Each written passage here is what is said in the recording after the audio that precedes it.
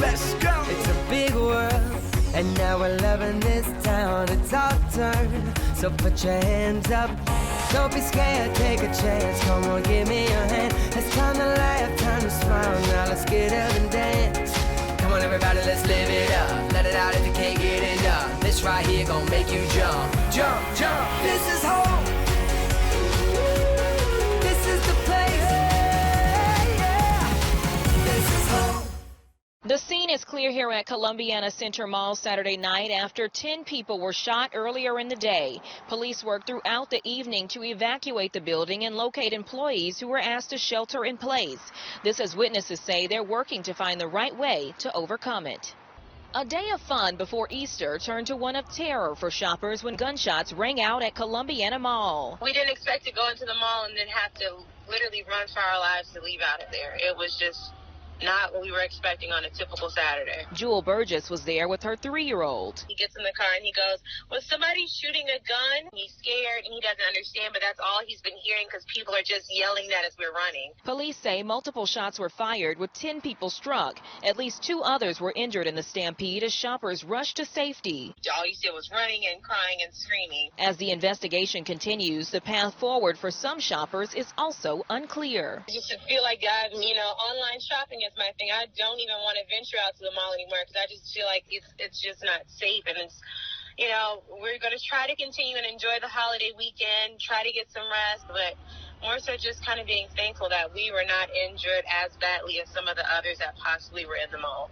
Good Wednesday evening, and thank you so much for joining us for Friends at 5. It is going to be a very special show today. I'm Darcy Strickland. And we have so much to talk about as 2 moms coming to you today, talking about our kids and what is going on at our local schools. It was a very chaotic morning for parents, not only in Blythewood, but all across the state, when parents and students heard that there were gunshots fired on campus. But that is not the truth. It's not true. None of this was true. And we're going to have tough conversations about what happened, again, not just in Richland County, but across the state. JR, several people have already started lining up behind me at the State House in protest of today's historic ruling to overturn Roe versus Wade. Now, South Carolina does not have a so-called trigger law, which automatically bans abortion. However, Republican lawmakers have been preparing to pass more restrictive abortion legislation in a special session next month. Currently, South Carolina bans abortions after 20 weeks of pregnancy. However, a new state law banning abortion once a fetal heartbeat is detected or at about 6 weeks will soon take effect. Tonight, we begin with breaking news in the search for the missing 5-year-old Orangeburg County girl. Here's what we know. Minutes ago, the Orangeburg County Sheriff held a press conference with an update on Aspen Jeter's disappearance and her mother's death. Yeah, so far those in Orangeburg have been very tight-lipped about what they knew, but we did learn new details at the press conference tonight. News 19's Nijah Hood is live in Orangeburg now with the very latest on why deputies are now searching for Aspen's biological father. Nijah. All right, after weeks of searching, 5-year-old Aspen Jeter out of Orangeburg County has been found safe. Good evening, and thank you for joining us. I'm Kaylin Hagwood. And I'm Darcy Strickland. It is the good news so many in that area have been hoping to hear. Breaking news out of Orangeburg County, as we just heard from Sheriff Leroy Ravenel, announcing less than an hour ago the safe return of 5-year-old Aspen Jeter and the arrest of her father in connection with her mother's death. That's right. Investigators say Jeter, the girl you saw there on your screen, found safe. Her father, Antar Jeter, is in custody in Virginia, now facing a murder charge in the death of Aspen's mom, 46-year-old Crystal Jumper. How do you start your morning? We started with What's Brewing. Well, she was kind of the villain. She was kind of the villain of that show, and she was phenomenal. With the weather. My new favorite graphic. I like weather and I like donuts, so I like this forecast a lot. And with the good stuff.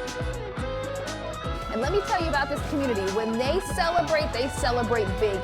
Start your morning right with us. Weekdays starting at 4:30.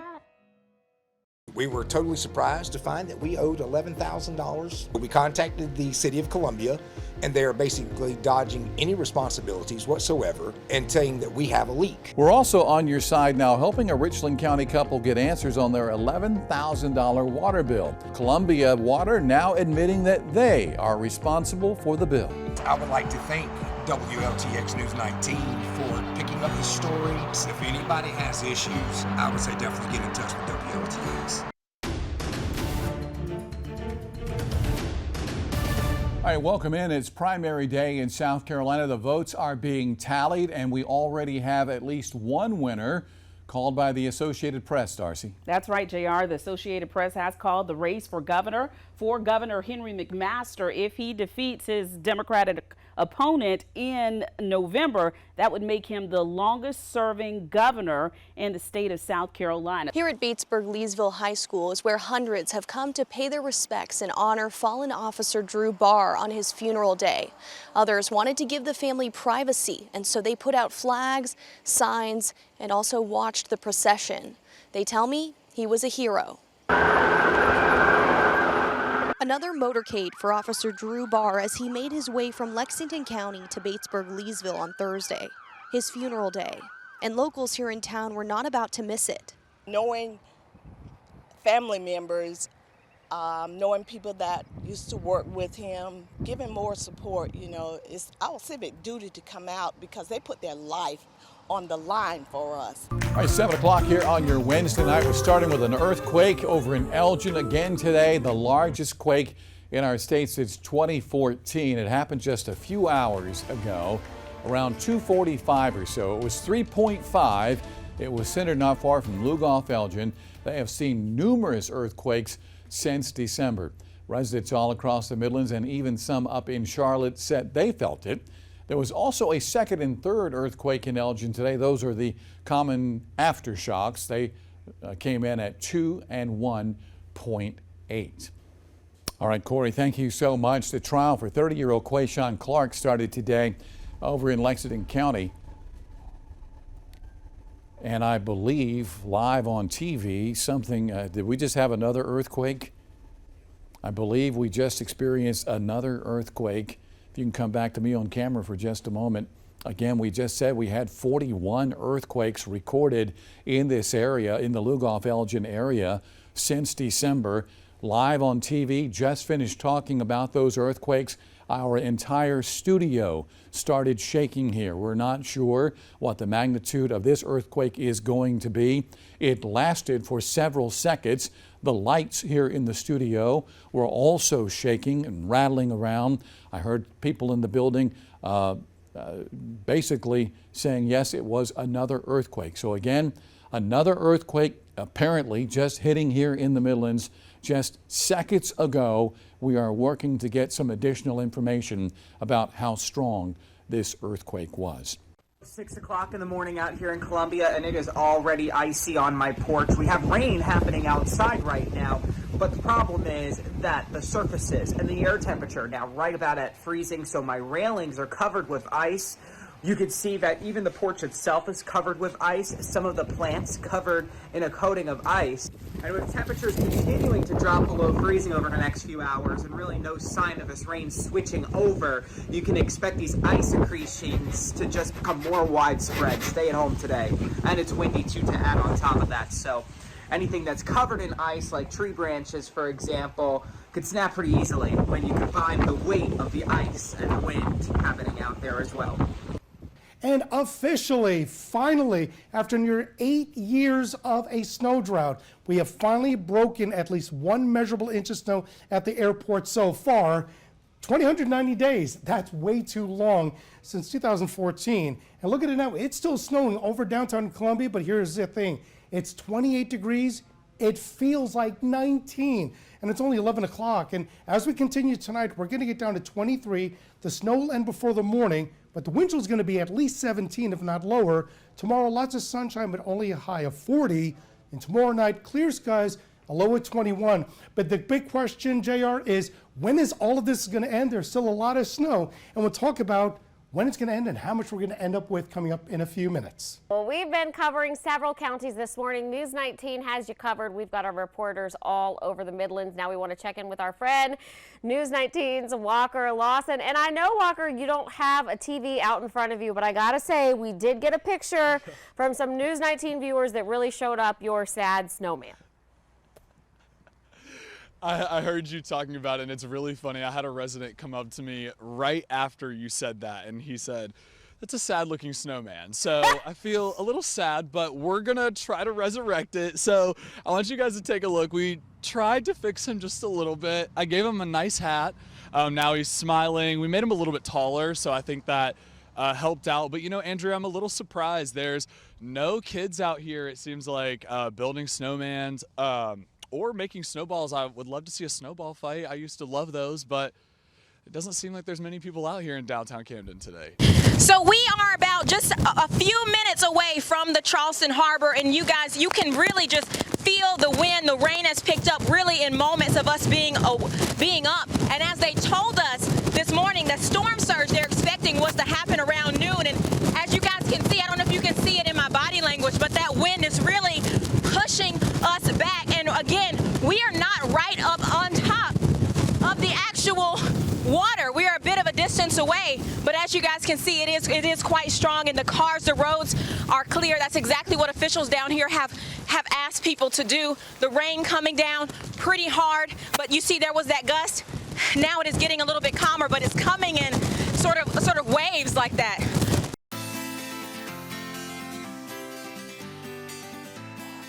The Gamecocks are national champions once again. Dawn Staley is history. When you say Dawn Staley, you think of history. This is what she does. She makes history, she works hard, and she puts God first. And that's the reason why she's always on top the way she is. I mean, it means the world because you come to college with this on your mind. Everyone makes a decision because this is the school that's going to help us win a national championship. And at South Carolina this year, 2022, we were able to accomplish that.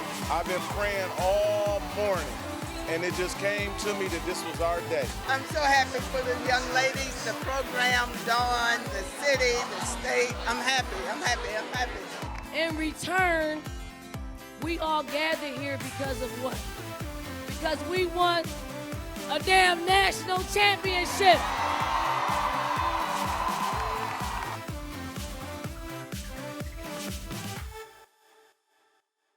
The Gamecock women's basketball team winning in more areas than just on the court. A new survey from USC shows the team is on top of social media as well. The school's Social Media Insights Lab has issued a new report about how the team's championship win sparked a huge response online. Now, between April 1st and the 6th, there were more than 81,000 posts about the team. Those mentions were viewed more than 500 million times, and a lot of celebrities, I'm talking about celebrities, professional athletes, and politicians posted their congratulations online to the Gamecocks. You probably remember this guy and recognize his Twitter handle. Barack Obama's tweet about the team was seen more than 135 million times. Now let's talk about Coach. Dawn Staley was the talk of social media. Her name was used more than 17,000 times. And Player of the Year, Aaliyah Boston, was also a hit online. She was mentioned more than 11,000 times. One of the things that I saw was how the Gamecock fans traveled, and as you can see right behind me, they are so fired up to see their national champion, South Carolina Gamecocks. This is the second time that the Gamecocks have won a national championship, second time that they're having this parade down Main Street, and so many fans are so fired up for this moment. In fact, these ladies right here, they have traveled with the team for years, since Dawn Staley arrived in 2009. Ladies, talk to me about just why did you guys decide to come out to the parade, and why are you so huge fans of the Gamecocks? Because we just came to support the South Carolina women's basketball. Go Gamecocks! For sure. And what are some of your favorite parts about this team? Obviously, there's Aaliyah Boston, the person who's won so many National Player of the Year awards. I'm saying so many. She's won all of the National Player of the Year awards, folks. So obviously there's her. Destiny Henderson just got drafted. But what are some of your favorite things about this team? They the best. Okay? And let you say, they the best. JR and Reggie, y'all, it is so amazing down here. It's loud. There's lots of cheering, lots of honking, lots of music playing. It's everything that you expect when you're holding a parade for the USC women's basketball team, the national champs.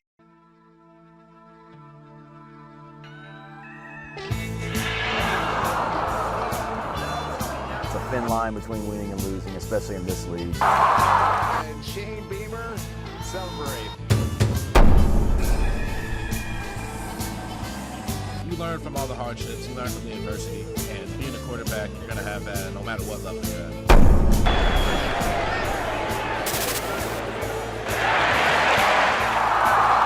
They're going to be expecting to come in here and beat us, so, you know, it is what it is. It's going to be time to play. Well, it's roughly 4.5 hours drive time on paper. Sometimes that's not reality, but 4.5 hours roughly from Richland County to Duval County. So no surprise, a lot of Gamecock fans spending their post-Christmas activities in Jacksonville. And that's where we find our Sam Perez, who gives us a look at how the Garnet and Black contingent looking to take over North Florida's coastal city. Sam. Reggie, we are here at a pep rally.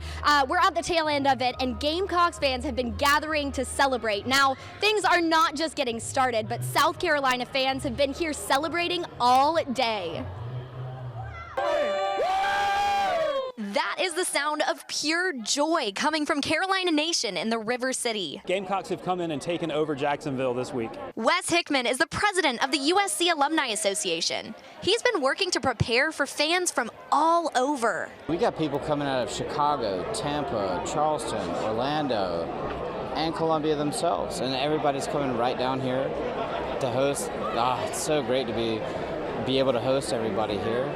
And everyone really has shown out. We always, me and my best friend and my family. Yeah, our first thought when we saw everyone, we were like, oh my gosh. Like, our fan base definitely showed out for this game. From cheerleaders like Vanessa Cooper to Cocky and more alumni, thousands of fans are in Jacksonville for the Gator Bowl. Keep the faith, because we're going to win. And they're decked out in their Gamecocks gear. I'm gonna start crying. I can't even explain the feeling. Like, just to represent and have Carolina on your chest is like absolutely such a blessing. That feeling can be summed up in just 3 words. Awesome, mind-blowing, and Gamecocks. Go Cox! Yes, go Gamecocks. Very Last year, over 8,000 families across the Midlands were helped through WLTX's Stuff a Bus project. And that all happened thanks to you, our generous community. Every donation matters. Big or small, each toy brings a smile to a family on Christmas Day. And don't forget to donate yummy canned goods, too. Donate to Stuff a Bus on December 2nd and 9th at these Walmart locations. All right, Chief, thank you. We are kicking off our second round of our annual Stuff a Bus event today, made impossible by our partnership with the Salvation Army. Yes, in the Comet bus system, they've brought the buses for you to stuff. We're collecting new unwrapped toys, non-perishable food items, and monetary donations for those who are going to be most in need this holiday season. Our very own J.R. Berry has been in Sumter all day. I'm going to check in with him now to see how things are going there. Well, you know, until just now, the rain had held off pretty much all day long, but it's starting to come down a little bit here. But that has not stopped the generosity of residents here in Sumter. I'm being joined by Edgar McFadden with the Eaton Corporation. Monica, also with Eaton as well. You guys do this every year. What do you have for us tonight? Well, tonight we have 7 bikes and 7 matching helmets to go for some lucky kid tonight. We always do this every year. We try to give back to the community, and that's what it's all about for Christmas, for the kids. You know, you guys don't have to do this at all, but you guys, like clockwork now for I think almost 20 years, show up every year making Christmas better for those in need. Yeah, we all like clockwork. I love doing it. I love to get back into the kids. Nothing can be more good or more best than a kid waking up on Christmas morning with a bike. Who don't like a bike? Everybody does. I sure do. Exactly. Monica, you're out here as well. We thank you for your donations as well. Yes, it's always good to give back to the community. Every year, me and my children are always giving back. This year, my grandbaby gave back. And then we donated canned goods so that some family that's less fortunate can have something to eat as well. Good morning, you're on the radio.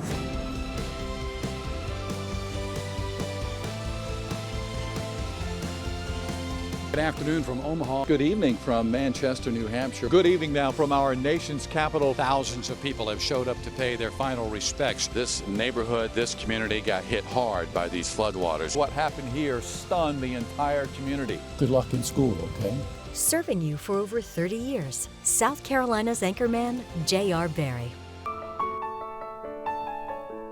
Every month on the 19th, we introduce you to a breast cancer survivor, a woman willing to share her story in order to encourage others. Today's survivor has been sharing her story for years as an author, and tonight she wants you to hear firsthand why she's so happy to still be alive.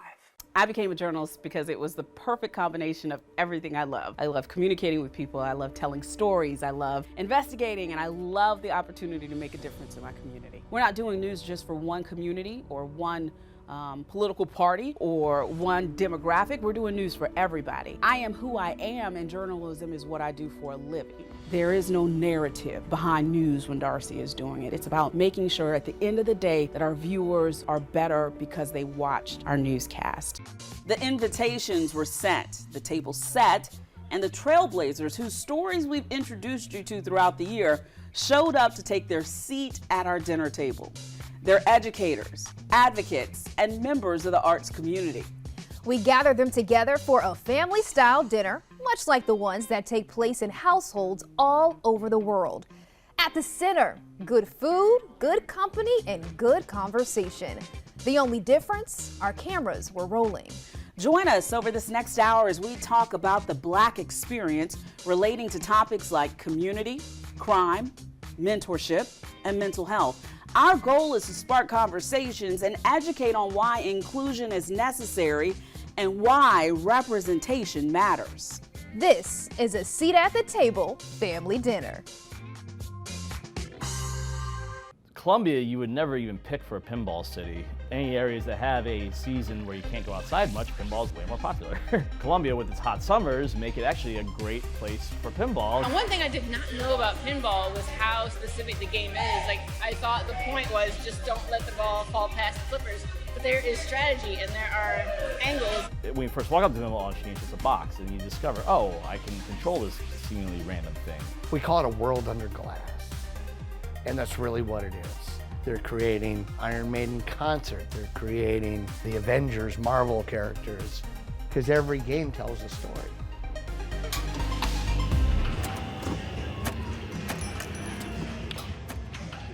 From 1976 to 1991, Columbia's infamous Central Correctional Institution was home to South Carolina's most notorious serial killer. He was a total sociopath. I would never turn my back on him. News 19 presents a look at the final killing that sealed Pee Wee Gaskin's fate. He had absolutely no empathy. He cared for no one but himself. Pee Wee Gaskin's final kill, tonight on News 19 at 11.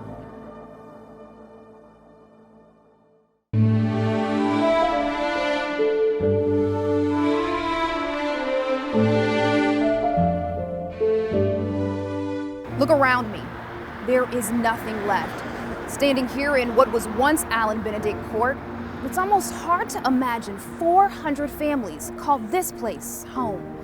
Apartments, sidewalks, a playground, all now dust and rubble.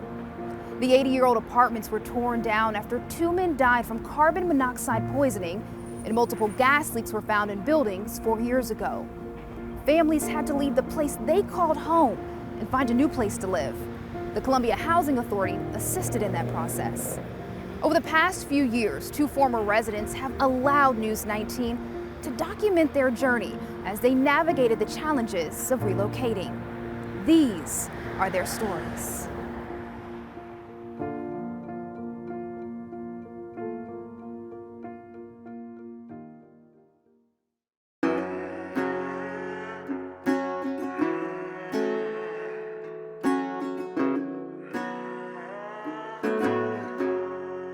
Nobody didn't see me or see that what was going on with me. You know how it feels to be, I'm here, but you don't see me, you don't see what's going on with me? But nobody saw. So I was like, they thought I was invisible. Our capital city has changed a lot over the past decade. We've seen new buildings, new roads, and new parks.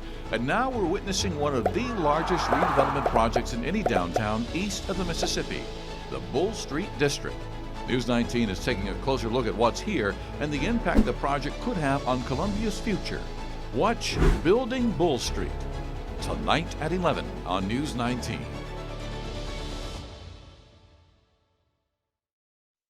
Over the past year, News 19 has taken a look back at some of Columbia's historic neighborhoods. But did you know there was a line of black businesses along several downtown streets once known as Columbia's Black Business District? It was a thriving area filled with black entrepreneurs, restaurant owners, morticians, bankers, and even barbers. But over the years, this once bustling hub for African Americans has become non-existent. Tonight, we are focusing on 2 blocks along Washington Street and share the stories of 2 women as they recount their experiences in Columbia's Black Business District. The first moment Salima Graham Fleming laid eyes on her daughter Sinai. I said, oh my God, I have a baby. I couldn't believe it when they told me I was pregnant. The first. She's the child I had a year after I was told I would never have children. And the next. This is 6 weeks. Moments. This is 7 months. Cut short. Can't call it a journey because this has no destination. This is just kind of what it is. You know, I'm now the parent of a slaying teen. Every parent's worst nightmare. Yeah, it's going down. We about to live it up, y'all. Let's go. It's a big world, and now we're loving this town. It's our turn, so put your hands up. We on the big screen, and everybody's here living out our dreams. Dreams, whoa.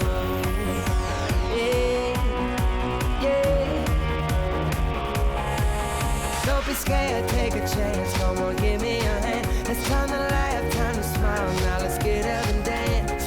Come on everybody, let's live it up, let it out if you can't get enough. This right here gon' make you jump, jump, jump.